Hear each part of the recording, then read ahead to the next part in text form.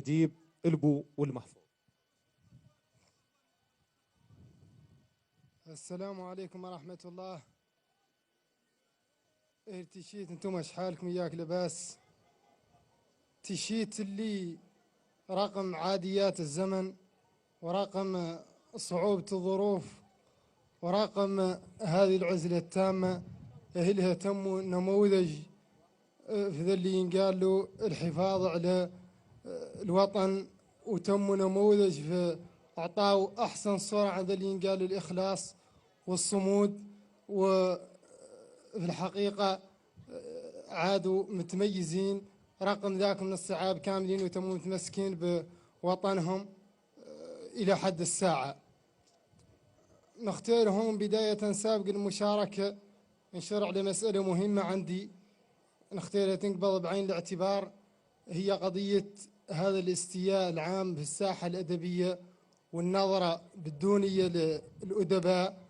ونختار هون نوجه الأدباء عنهم يترفعوا عن المسلكيات والممارسات اللي ما ترغب الأدب، ونختارهم اللي الجهات المعنية هي زاد تتم تتعاطى مع الأدباء تعاطي يليق بهم ويرفع من قيمة الأدب.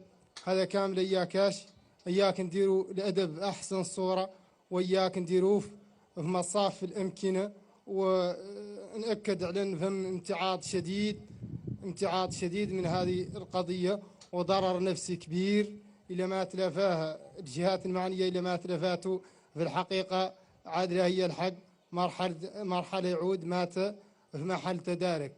وفيما يخص المشاركة على مدن حافظوا طول النسيان أخلاها، وعنها قبار ونافضوا حد مقدر مسواها. على مدن حافظوا طول النسيان أخلاها، وعنها غبار ونافضوا حد مقدر مسواها. مسواها ذاك القطع عم وجه البسيطة فيه لم شمله للعلم، وبالسقم منهم يصدر فتواها.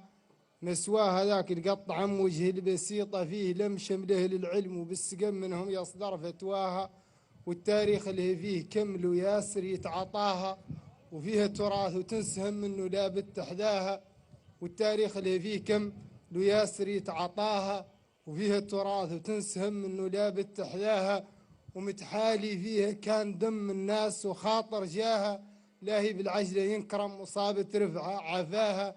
ذيك الرفعة ما يظلم حد مزرب بدفاها، ويمشوا منها حجاج من بيت الله ومعناها. عنها مسواها كل يم فيه لتقت تراها، وعلى مدن حافظوا طول النسيان أخلاها، وعنها قبار ونافضوا حد مقدر مسواها. والسلام عليكم ورحمة الله.